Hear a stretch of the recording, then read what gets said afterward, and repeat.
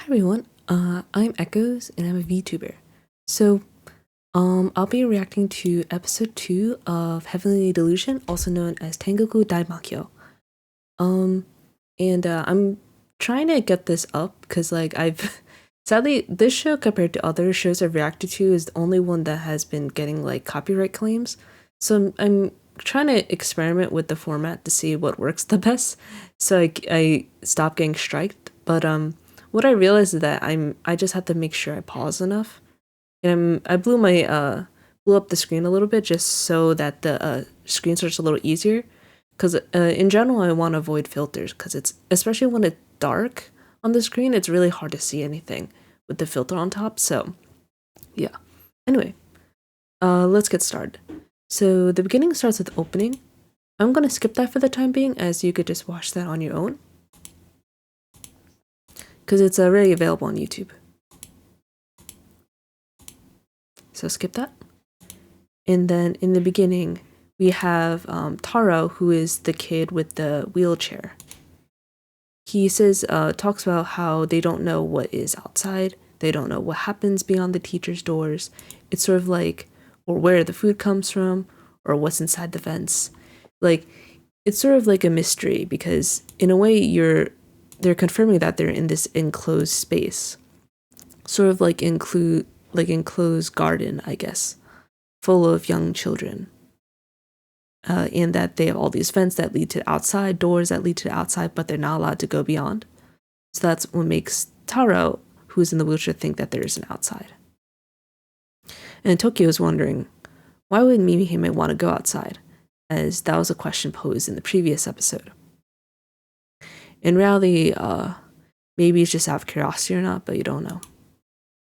And you can see Taro here, right here, is asking Tokyo about if Tokyo likes Mimihime, and Mimihime replies with yes. And then you can see that right here,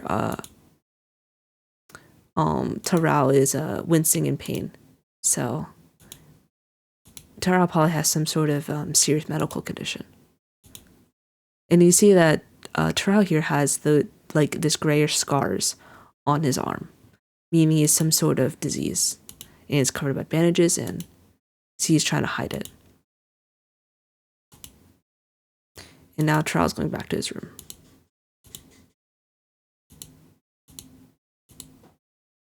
And then we have the title of the episode, which is known as Two Confessions. As this episode, we sort of get a resolution, and also we get a revealing of secrets. In the beginning, we have these two girls who are kissing under a tree. It's kind of reminiscent of Shinsekai Yori, where a similar instance happened, where a lot of the young adults would find ways to sort of release their sexual frustrations, I suppose. And yeah, it's kind of reminiscent of that. We haven't seen this type of this type of activity in quite a while. It seems kind of strange also because they're so young, as if they only hit puberty. Yeah, you can see that the girls are smiling in mysterious ways.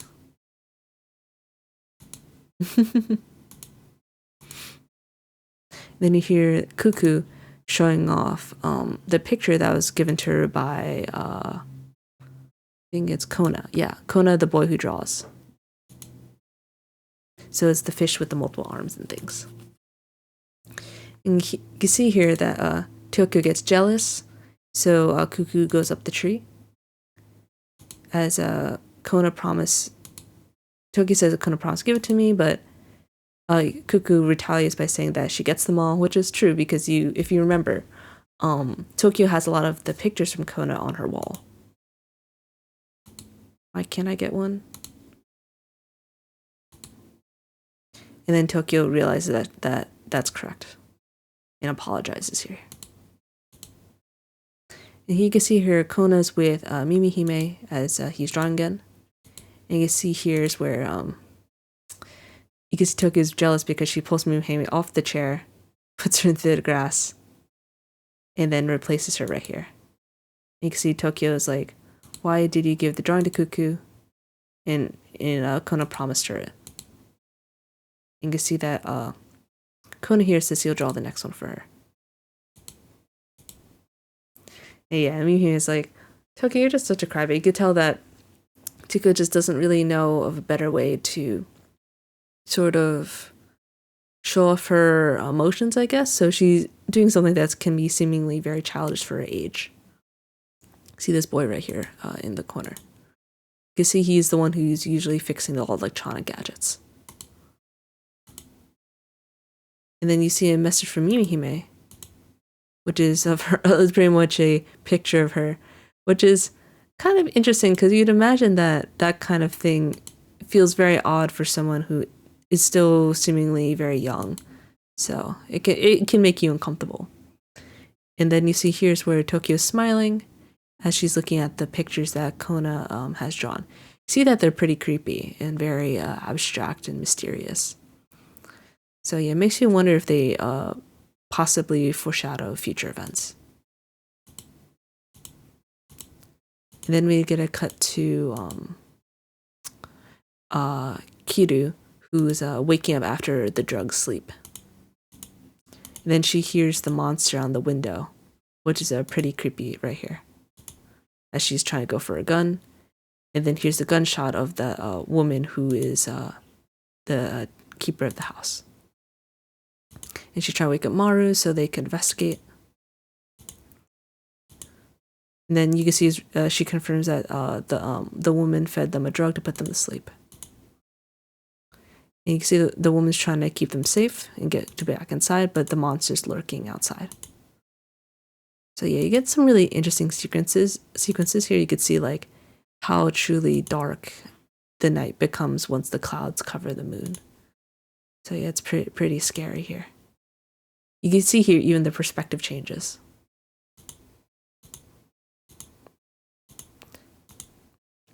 And then you hear that on the left of Kiru, you hear the monster. So yeah. So yeah, you could see it's pretty creepy thing. So she has like the little, like the light, the light, or you know, the light that sort of hides the rest of the body and kind of thing. And they're trying to figure out how to kill it because wondering if it has ultrasonic blasts. But also they hear some sort of whip. So yeah. So here they realize that it has 3 whips on each arm, so a total of 6, and it has the wings. So they have to try to find a way to incapacitate before they can kill it. Get a bit close, they hit the other arm. And you can see the moon comes out now.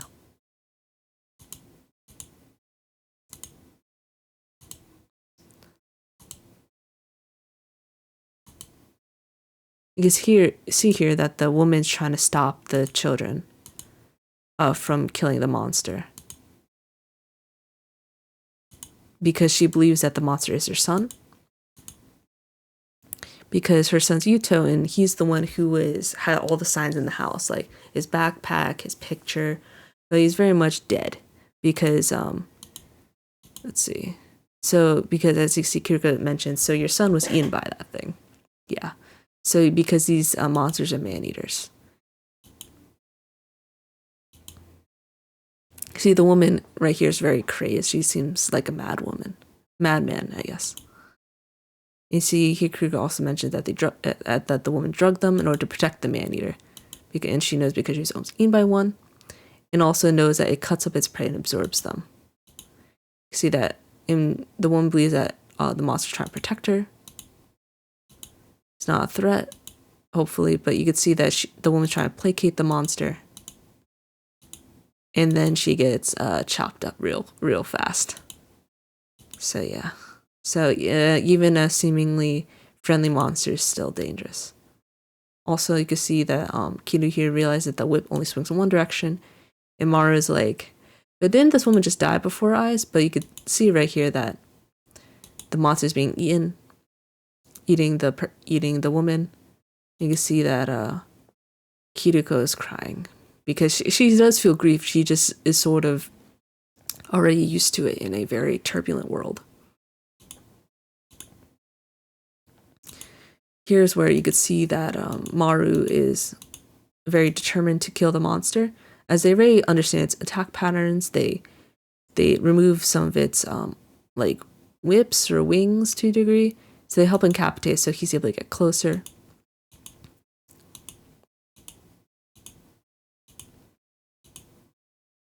And see here that he uses, once Maru's able to get closer, he uses his ability to sort of enter the body of the monster and destroy its heart.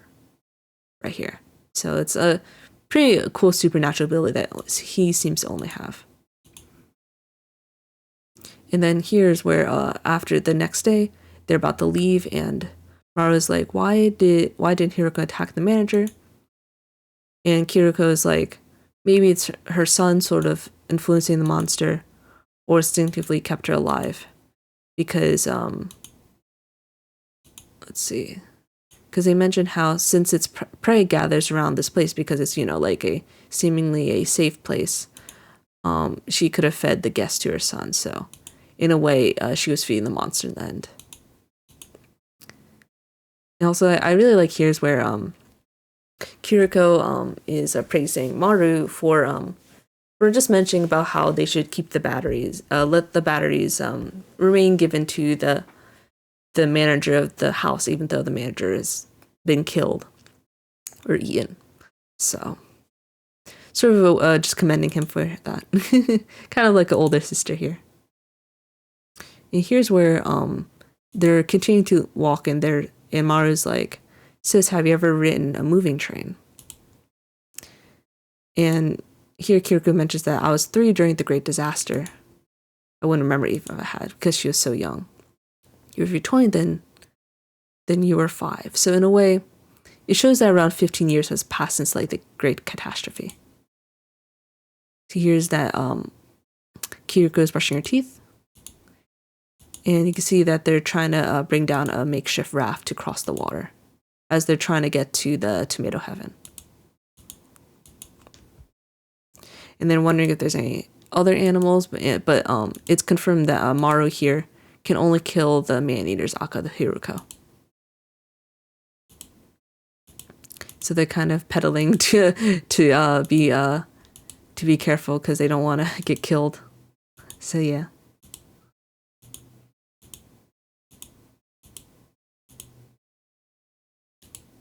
You see here that a ball rolls towards a door. It's interesting here is where that because there's a machine in the front, for some reason Tokyo's wondering if there's outside. And you see that there's this boundary right here. So she has to ask the robot permission to cross. And it allows her to. Yeah, it's kind of interesting that there's that boundary, because it makes you wonder if something bad will happen if she crosses the boundary without permission. And here you see that this kid right here is doing an experiment to try to go up the pillar with the robot vacuums. So yeah. See that he's able to go up so high right here? But eventually he falls down. But luckily he's like okay, which is kind of crazy. He's like, in a way, normally when you fall from that height, you usually probably crack open your skull or something, but surprisingly these kids are kind of, what do they call it? Resilient, I guess. Or sturdier than normal. See, this guy has the nosebleed because he has a crush on Mimihime. See, Mimihime is wondering if I get the feeling something else is going to fall. This is probably foreshadowing for a future episode, which will be revealed later, but it makes you wonder what's going to fall, as Mimihime does have the prophetic visions. And you see they go to the farm, Maru and Kiriko go to the farm, where they mention how Kusakabe farm trespassers will be mercilessly killed. But yeah, don't know where heaven is, you don't know how to get there. No, and unless you're satisfied with the world souls. And yeah, I see Kiriko's trying to reveal something, but eventually they get disturbed. And then here's where Maru also reveals a secret first. Talk about what he's carrying with him, which is pretty much a see this container that is, let's see. with needle and drugs inside. Because in a way, there's a person with the same face as me out there somewhere. Probably referring to Tokyo, which we see in the other place. I was told to inject him with this drug when I find him. I believe the person we're looking for is in a place called Heaven. After the shot, I don't know, it get better. And I was told it would help everyone. So in a way, it's some sort of miracle drug. So in a way, ideally, the end goal of these two is to beat up with Tokyo in that enclosed space with the director and everything. And here, they call back to Mikura, who was the person who made the request for Maru to be accompanied by Kiru in order to inject the drug. And you can see that she has the same disease as Tarao, who's in the wheelchair in the Heaven, I guess. So it seems to be a pretty dangerous disease. She says, Mikura says to protect Maru with the gun that she was given. You see that they talk with the villagers, actually they're locals, and wondering if they want to join them. Talking about them traveling all the way to Tokyo. And then they meet with the leader, who is Kusakabe, who's the leader, with his wife Momoko. Kusakabe right here. Meet with Momoko, who's the wife. Looks like she's possibly bedridden, but could also be pregnant with another child as well. And that they tried to cling to the past and dreamt of reviving their society. But many people grew tired of futile hopes. So in a way, they're trying to live a simple life and living off the fruits of the earth. Yeah. So they're just trying to make their own life, even in a regressed society. Well, tomatoes, and they could grow all sorts of crops. So yeah, so in a way, they have a diverse farm. And then they believe that Tomato Heaven's quite a nice place. Farm this size is amazing when something feels off. So yeah, nice. They eat the rice and the vegetables that were grown. And here's where we get another revealing about the same face. But how they're looking for someone who looks like Maru. In reality, you can see that it's actually Kirikou who has the same face.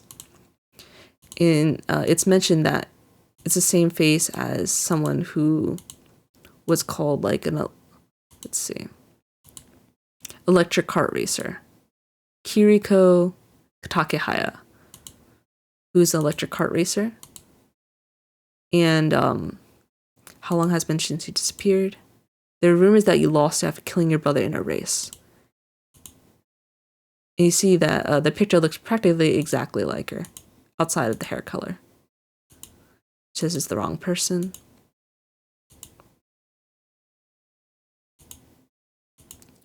And here's where we learned that there's this symbol on this box that matches the gun. So it's like a bird. So hopefully they'll find more information. And they're talking about how the village always takes vegetables and stuff to Tokyo on a ship. So in a way, that's their next destination. Boxes like this come from anywhere. Looking at the logo, we can find a connection to Maru. Good. Let's take the ship back to Tokyo. Let's get back home. We get to Heaven faster. So yeah, it's all to get to their destination. And here's where they're now on the ship. And you can see Maru here's talk about how he wants to live life with her. While Kiriko's like, I don't want to just farm. I want to do more stuff than that. And you see here's where Maru confesses to Kiriko right here. Because he's finally speaking about his bottle of feelings, so he's finally doing it. And he wants a serious answer. But you can see he's being a little too pushy, so Maru and Kiriko are trying to figure out a better solution than that. So yeah. And then you see Maru apologizing, which is good for him because he was definitely being too pushy. But yeah. Instead, you can see that since Maru revealed the secret before, now Kirikou does too. And she says that she made me crazy about it. But she speaks how In her body is a woman's, but her mind is a man's. So because of that, she considers herself a man too. Right here. That's important because as of right now, let's see. You can see that she's looking for a doctor, and this will probably be revealed in the future. But she's actually being pretty literal here. Her body is that of a woman, but her mind is that of a man. But yeah, it's just more sort of also connecting to that electric kart racer that was mentioned before, but how she looks exactly like someone else outside the hair color. So we'll probably get a bit of a connection. And then the mentioned killed brother too. But yeah, thank you so much. And then we get pretty much a montage at the end about more snippets of their lives and stuff. Because even at the you get the beginning, we get part of them trying to assemble the raft and everything. We're looking for food and everything. So it's nice to get like these little snippets. And yeah, that should be it. It's like overall the ending and opening are pretty good. And we feel like we learn a little more about their world with every episode. But yeah, it's in a way they're trying to like slowly build up to more reveals, like what type of world do they live in? Will they meet more monsters? Will Kiriko ever be able to meet the people she's looking for? And what does she mean by a body of a woman, mind of a man? Well, I think that'll be talked about very soon. So yeah. So in a way, we're steadily getting closer to our goal of these two young people meeting with the kids in the enclosed sanctuary. So yeah, thank you so much, and have a good rest of your day. Take care.